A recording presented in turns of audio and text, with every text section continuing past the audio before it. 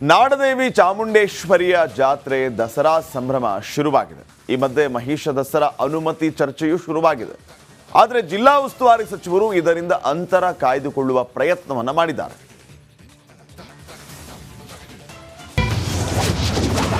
ಮೈಸೂರಲ್ಲಿ ಮತ್ತೆ ಮುನ್ನೆಲೆಗೆ ಬಂದ ಮಹಿಷ ದಸರಾ. ವಿವಾದದಿಂದ ದೂರ ಸರಿದ್ರ ಉಸ್ತುವಾರಿ ಸಚಿವ. ಅನುಮತಿ ತೀರ್ಮಾನ ಜಿಲ್ಲಾಡಳಿತದ ಹೆಗಲಿಗೆ.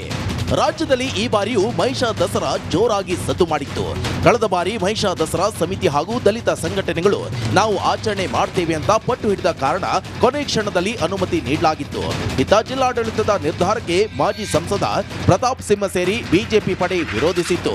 ಆದರೆ ಈ ಬಾರಿ ವಿವಾದದ ಗೋಜಿಗೆ ಹೋಗದ ಜಿಲ್ಲಾ ಉಸ್ತುವಾರಿ ಸಚಿವ ಎಚ್.ಸಿ. ಮಹದೇವಪ್ಪ ಮಹಿಷ ದಸರಾ ಅನುಮತಿ ತೀರ್ಮಾನವನ್ನ ಜಿಲ್ಲಾಡಳಿತದ ಹೆಗಲಿಗೆ ಒಪ್ಪಿಸಿದ್ದಾರೆ.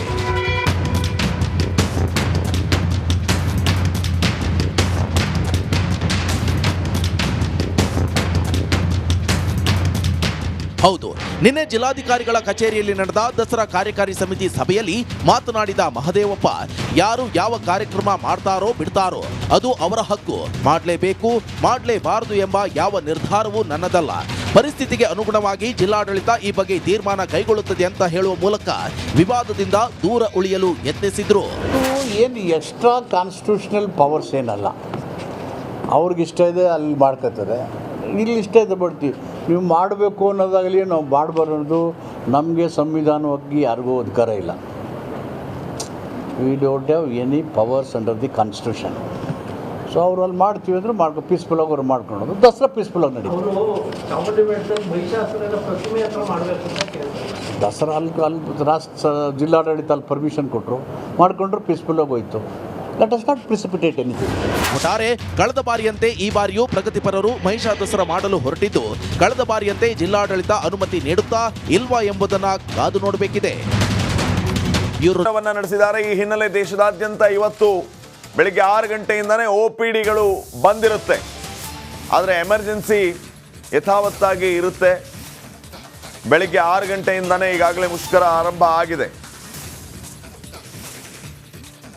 ದೇಶದಾದ್ಯಂತ ಇವತ್ತು ಈ ವೈದ್ಯರ ಮುಷ್ಕರ ಇರುತ್ತೆ.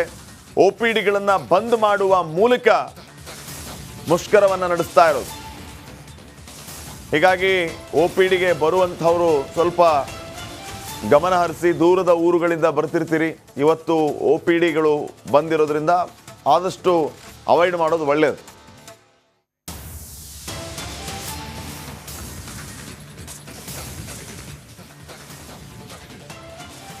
ಇಂದು ಆಸ್ಪತ್ರೆಗೆ ಹೋಗೋ ಮುನ್ನ ಯೋಚಿಸೋದು ಒಳ್ಳೆಯದು. ಯಾಕಂದ್ರೆ ಇವತ್ತು ಖಾಸಗಿ ಹಾಗೂ ಸರ್ಕಾರಿ ಆರೋಗ್ಯ ಸೇವೆಯಲ್ಲಿ ವ್ಯತ್ಯಯ ಆಗ್ಲಿಕ್ಕಿದೆ. ಕೋಲ್ಕತಾ ವೈದ್ಯೆಯ ಹತ್ಯೆ ಖಂಡಿಸಿ ಇಂದು ವೈದ್ಯರು ದೇಶದಾದ್ಯಂತ ಹೋರಾಟಕ್ಕೆ ಸಜ್ಜಾಗಿದ್ದಾರೆ. ಈ ಹಿನ್ನೆಲೆ ರಾಜ್ಯದಲ್ಲೂ ಸರ್ಕಾರಿ ಮತ್ತು ಖಾಸಗಿ ಆಸ್ಪತ್ರೆಗಳ OPD ಬಂದ್ ಆಗ್ಲಿಕ್ಕಿದೆ. ತುರ್ತು ಚಿಕಿತ್ಸೆ ಮಾತ್ರ ಸಿಗ್ಲಿಕ್ಕಿದೆ.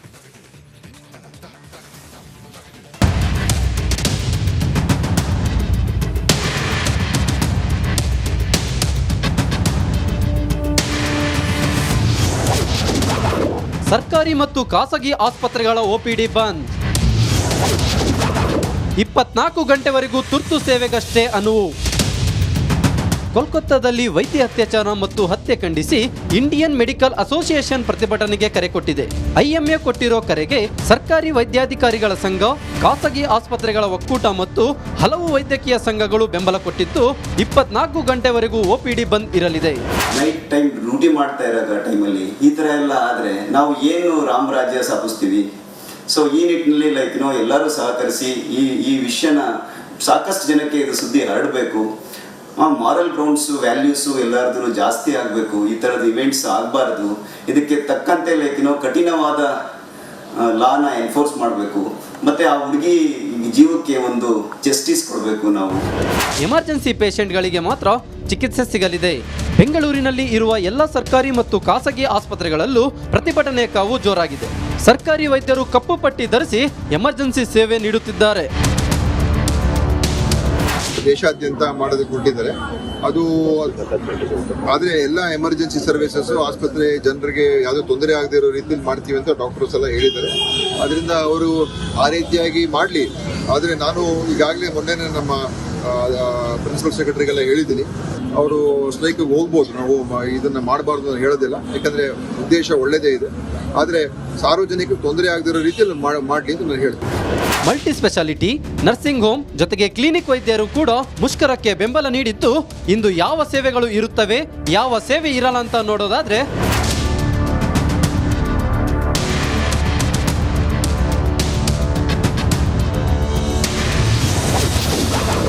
ಏನೆಲ್ಲ ಸೇವೆಗಳು ಇರುತ್ತೆ? ತುರ್ತು ಸೇವೆಗಳು, ಮೆಡಿಕಲ್ ಶಾಪ್ಗಳು, ಒಳರೋಗಿ ಸೇವೆ, ಹೆರಿಗೆ, ಎಮರ್ಜೆನ್ಸಿ ಸರ್ಜರಿ ಸೇವೆಗಳು ಇರುತ್ತವೆ. ಏನೆಲ್ಲ ಸೇವೆ ಇರೋದಿಲ್ಲ ಅಂತ ನೋಡೋದಾದ್ರೆ OPD, ಡಯಾಲಿಸಿಸ್, ಕ್ಲಿನಿಕ್ ಸೇವೆ, ಮಕ್ಕಳ OPD, ಡೆಂಟಲ್ ಸರ್ವಿಸ್ಗಳು ಇರುವುದಿಲ್ಲ. ಇನ್ನು ಪ್ರತಿಭಟನೆಗೆ ಯಾರೆಲ್ಲ ಬೆಂಬಲ ಸೂಚಿಸಿದ್ದಾರೆ ಅಂತ ನೋಡೋದಾದ್ರೆ ಮುಷ್ಕರಕ್ಕೆ ಯಾರೆಲ್ಲ ಬೆಂಬಲ? IMA ವ್ಯಾಪ್ತಿಯ 30,000 ವೈದ್ಯರು ಬೆಂಬಲ ನೀಡಿದ್ದಾರೆ. ಖಾಸಗಿ ಆಸ್ಪತ್ರೆಗಳ ಒಕ್ಕೂಟದಿಂದ ಬೆಂಬಲ, ಸರ್ಕಾರಿ ವೈದ್ಯಾಧಿಕಾರಿಗಳ ಅಸೋಸಿಯೇಷನ್, ಮಕ್ಕಳ ವೈದ್ಯರ ಅಸೋಸಿಯೇಷನ್, ಆರ್ಥೋಪಿಡಿಕ್ ಅಸೋಸಿಯೇಷನ್, ಮೆಡಿಕಲ್ ಕಾಲೇಜ್ ವೈದ್ಯರ ಅಸೋಸಿಯೇಷನ್, ಕರ್ನಾಟಕ ಸರ್ಕಾರಿ ವೈದ್ಯಾಧಿಕಾರಿಗಳ ಸಂಘ ಪ್ರತಿಭಟನೆಗೆ ಬೆಂಬಲ ನೀಡಿವೆ.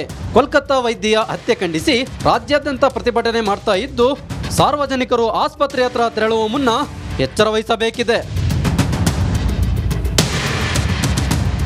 ದೀಪ್ತಿ ತೋಳ್ಪಾಡಿ, ರಿಪಬ್ಲಿಕ್ ಕನ್ನಡ, ಬೆಂಗಳೂರು.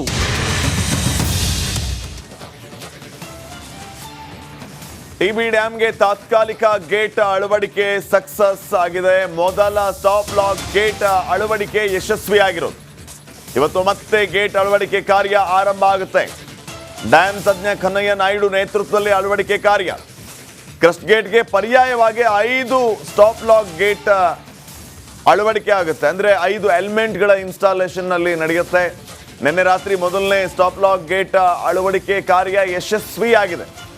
ಉಳಿದ 4 ಗೇಟ್ಗಳನ್ನು ಇವತ್ತು ತಂತ್ರಜ್ಞರು ಅಳವಡಿಸಲಿಕ್ಕಿದ್ದಾರೆ. ಮೊನ್ನೆಯೂ ಕೂಡ ನಿರಂತರ ಪ್ರಯತ್ನ ನಡೆದಿತ್ತು, ಆದರೆ ಆ ಪ್ರಯತ್ನಕ್ಕೆ ಫಲ ಸಿಕ್ಕಿರಲಿಲ್ಲ. ನಿನ್ನೆ ಮತ್ತೆ ಛಲ ಬಿಡದೆ ಪ್ರಯತ್ನ ನಡೆಸಿ ಯಶಸ್ವಿ ಕೂಡ ಆಗಿದ್ದಾರೆ. ಈ ಹಿನ್ನೆಲೆ ಅಲ್ಲಿ ಸಂಭ್ರಮವನ್ನು ಕೂಡ ತಾವು ಗಮನಿಸ್ತಾ ಇದ್ದೀರಿ. ಡ್ಯಾಮ್ ತಜ್ಞರಾಗಿರುವಂಥ ಕನ್ನಯ್ಯ ಅವರಿಗೆ ಅಭಿನಂದನೆಗಳನ್ನು ತಿಳಿಸ್ತಾ ಇದ್ದಾರೆ. ಸ್ವತಃ ಸಚಿವ ಶಿವರಾಜ್ ತಂಗಡಿಗೆ ಅವರು ಕೂಡ ಸ್ಥಳದಲ್ಲಿದ್ದಾಗ ಅವರೆಲ್ಲರಿಗೂ ಸಿಹಿ ಕೊಟ್ಟು ಸಂಭ್ರಮಿಸುವಂತಹ ಪರಿ. ಯಾಕೆಂತಂದ್ರೆ ನೀರು ವ್ಯರ್ಥವಾಗಿ ಹರಿತಾ ಇತ್ತು. 80,000 ಕ್ಯೂಸೆಕ್ ಔಟ್ಫ್ಲೋ ಇತ್ತು. ಸದ್ಯಕ್ಕೆ ಈ ಎಲಿಮೆಂಟ್ಸ್ಗಳ ಇನ್ಸ್ಟಾಲೇಷನ್ ಇಂದ ಆ ವ್ಯರ್ಥವಾಗಿ ಹರಿಯುವ ನೀರು ಸ್ಟಾಪ್ ಆಗುತ್ತೆ.